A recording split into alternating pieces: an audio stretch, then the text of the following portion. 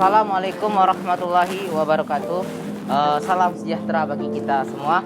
Perkenalkan, nama saya M. Afif Arasid dengan NIM B1119037. Di sini saya ingin menjelaskan tentang pengertian dari hukum pelayanan publik. Di dalam pengkajian hukum pelayanan publik, bahwasanya masih banyak ketimpangan yang terjadi. Dan di dalam hukum pelayanan publik tersendiri, di dalam ketimpangan tersebut kita akan mengkaji tentang maladministrasi dan lain sebagainya. Kemudian, pengertian pelayanan publik berdasarkan pasal 1 ayat 1 Undang-Undang Nomor 25 Tahun 2009 tentang pelayanan publik. Pelayanan publik adalah kegiatan peraturan yang dilakukan untuk memenuhi kebutuhan pelayanan sesuai peraturan yang berlaku.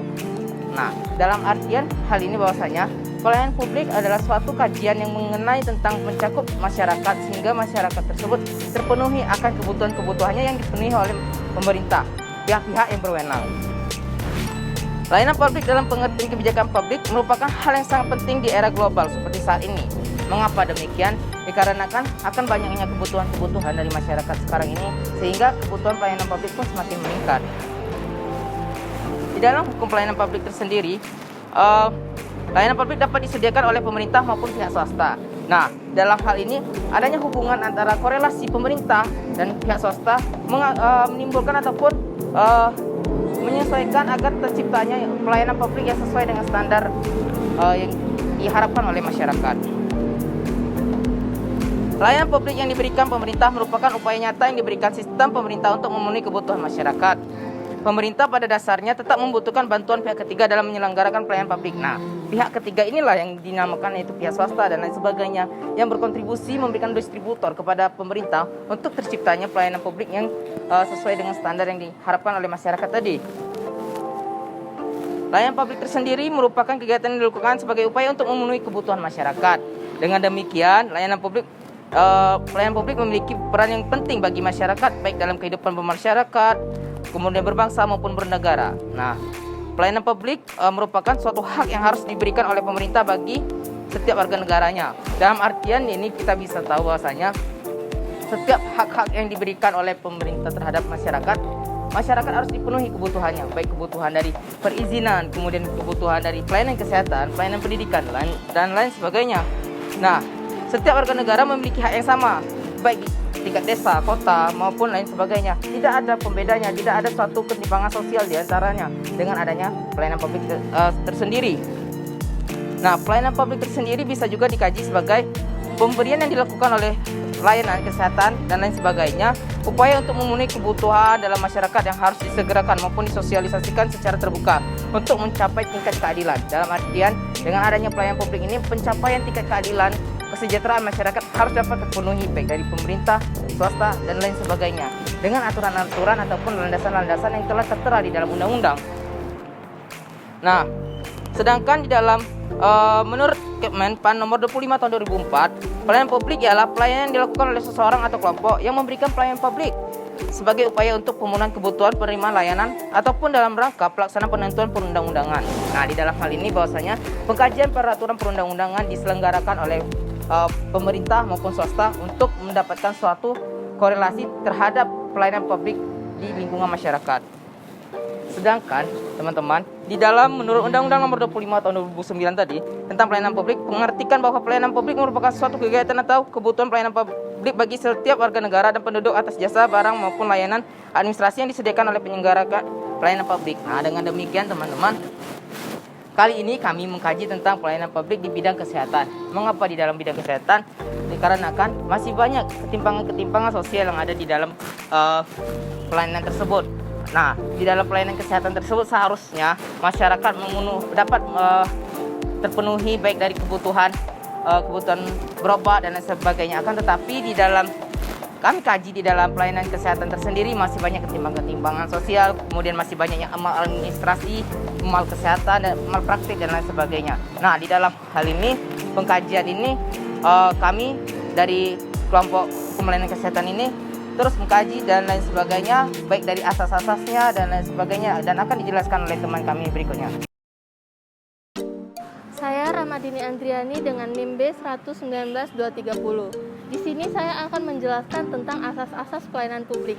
dalam penyelenggaraan pelayanan publik mengacu pada asas-asas yang termuat dalam Pasal 4 Undang-Undang Nomor 25 Tahun 2009 tentang Pelayanan Publik, yaitu yang pertama ada asas kepentingan umum, yang berarti pelayanan publik digunakan, dimanfaatkan, dan ditujukan untuk kepentingan masyarakat umum. Yang kedua, kepastian hukum, artinya pelayanan publik memiliki dan mengikuti kepastian hukum, khususnya penyelenggaraan pelayanannya. Selanjutnya, asas kesamaan hak, artinya masyarakat memiliki kesamaan hak dalam menerima pelayanan publik. Yang selanjutnya, keseimbangan hak dan kewajiban, artinya pihak-pihak yang berkaitan dengan pelayanan publik memiliki hak dan kewajiban yang sama. Selanjutnya, asas profesional, artinya menjalankan tugas pihak yang terlibat dalam pelayanan publik harus bersikap profesional. Selanjutnya, partisipatif, artinya pihak yang terlibat dalam pelayanan publik harus bersikap partisipatif.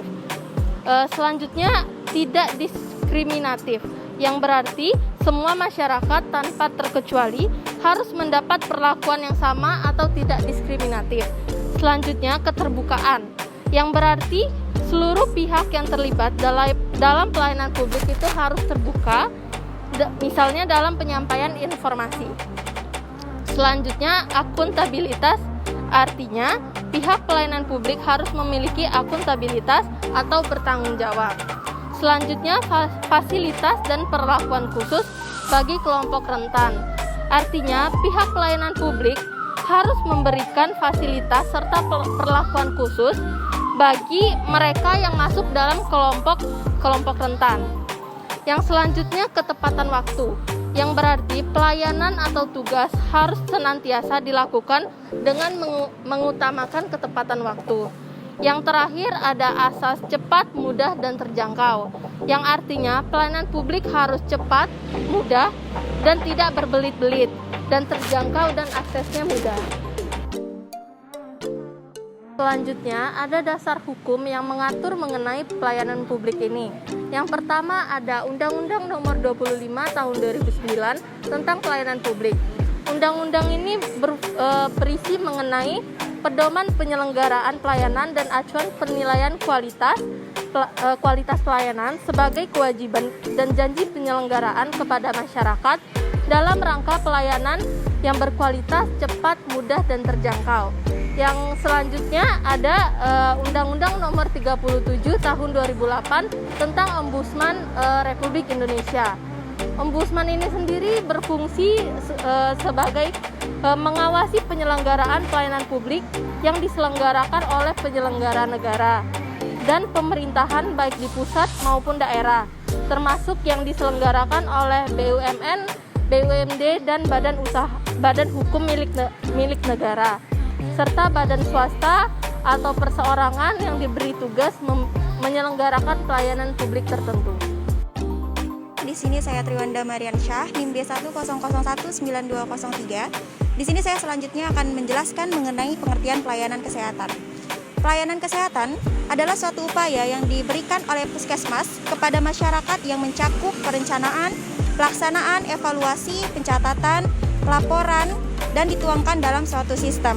Fasilitas pelayanan kesehatan merupakan suatu tempat yang digunakan untuk menyelenggarakan upaya pelayanan kesehatan baik dari segi promotif, preventif, kuratif, serta rehabilitatif yang dilakukan oleh pemerintah daerah dan masyarakat. Ini pengertian menurut Permenkes RI nomor 75 tahun 2014. Untuk memberikan sebuah layanan yang baik kepada masyarakat yang ingin mendapatkan jasa pelayanan kesehatan, dasar dan konsultasi di bidang kesehatan, maka semua elemen pendukung di puskesmas harus berupaya untuk meningkatkan kualitas pelayanan. Jika puskesmas tidak ingin ditinggalkan oleh masyarakat, karena pada hakikatnya semakin sempurna pelayanan yang diberikan kepada pasien, maka semakin tinggi pula tingkat kepuasan bagi pasien. Kemudian selanjutnya, adapun dasar hukum pelayanan kesehatan. Yang pertama, ada PP nomor 47 tahun 2016 tentang fasilitas pelayanan kesehatan. Ditetapkan untuk memberikan kepastian hukum dan menjamin akses masyarakat terhadap kebutuhan pelayanan kesehatan yang diselenggarakan oleh fasilitas pelayanan kesehatan.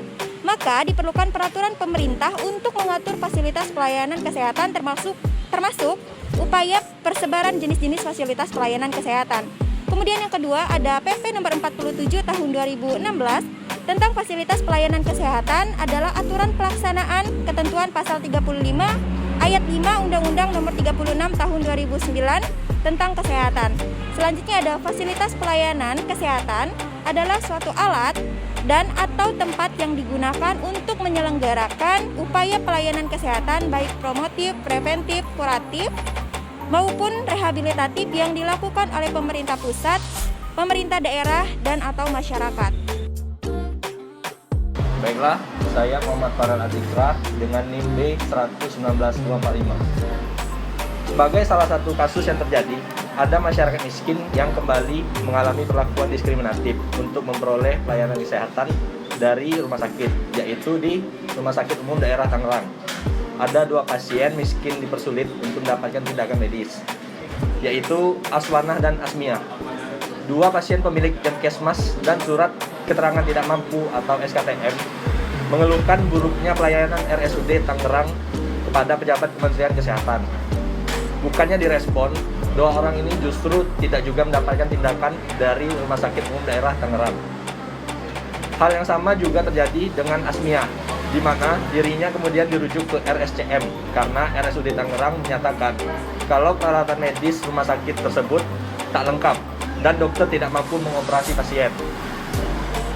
Menurut peneliti senior Indonesian Corruption Watch atau ICW yaitu Febri, kejadian yang dialami oleh 2 pasien miskin di RSUD Tangerang merupakan fenomena gunung es di antara kasus lain yang menimpa pasien rumah sakit.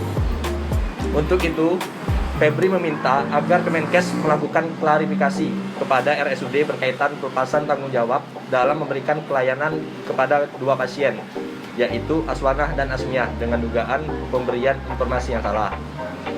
Jika informasi RSUD Tangerang tentang penyakit dan pelayanan pada 2 pasien terbukti keliru, maka Kemenkes harus menjatuhkan sanksi berupa penghentian program Kemenkes dengan RSUD Tangerang atau sanksi sesuai dengan Undang-Undang Nomor 44 Tahun 2009 tentang rumah sakit.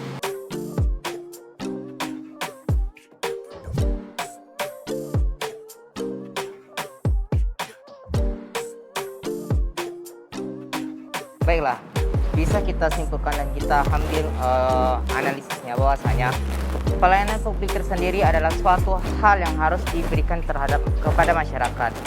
Dalam artian bahwasanya pemerintah maupun pihak swasta berperan aktif untuk bertanggung jawab dalam pelayanan publik khususnya di bidang kesehatan.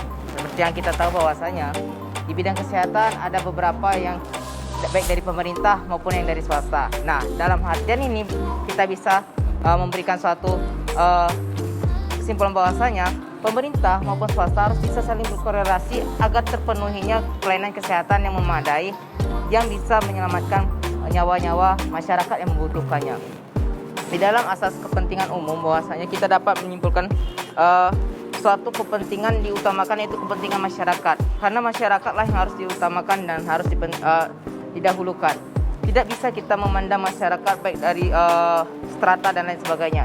Di dalam pelayanan kesehatan semuanya sama. Tergantung lagi dari bagaimana cara baik dari cara pihak pemerintah maupun dari pihak swasta untuk menangani ataupun berkontribusi di dalam menyelesaikan masalah-masalah yang terjadi sekarang ini. Akan tetapi bahwasanya sangat disayangkan sekali kita masih melihat bahwasanya masih banyak contoh-contoh kasus yang terjadi karena kurangnya pelayanan kesehatan yang baik dan benar. Nah, dalam artian sekarang ini kami sebagai mahasiswa menyarankan kepada baik dari masyarakat, pemerintah maupun swasta, marilah kita sama-sama saling berkontribusi untuk menyelesaikan permasalahan pelayanan kesehatan baik yang di kota maupun yang di daerah. Karena seperti yang kita tahu di daerah pun masih banyak pelayanan kesehatan yang tidak didapatkan oleh masyarakatnya. Baik itu dikarenakan dari akses alat, kemudian dari akses jalan dan lain sebagainya, sarana prasarana belum memadai. Dan di sini kita banyak melihat kasus-kasus seperti contoh kasus maladministrasi yang berada di rumah sakit yang mana masih banyak dari pihak-pihak rumah sakit yang melihat pasien tersebut baik dari segi finansial bukan dari segi kebutuhan. Dan di sini seharusnya asas pelayanan publik seharusnya bisa dijalankan di dalam proses pelayanan kesehatan di masyarakat. Nah, agar tidak terjadinya suatu maladministrasi di pelayanan kesehatan tersebut. Ketika pelayanan kesehatan tidak dapat berjalan dengan baik, maka negara tidak akan berkembang dan tidak akan bisa berjalan dengan baik, karena kontribusi utama itu dari kesehatan. Kesehatan masyarakat sangat diutamakan. Dengan adanya pelayanan publik yang sehat, dengan adanya pelayanan publik yang memadai, tidak adanya maladministrasi di dalam pelayanan publik di bidang kesehatan, maka Indonesia akan tetap maju dan Indonesia akan sejahtera, baik dari segi masyarakat yang biasa maupun masyarakat lain dan lain sebagainya. Sekian, terima kasih.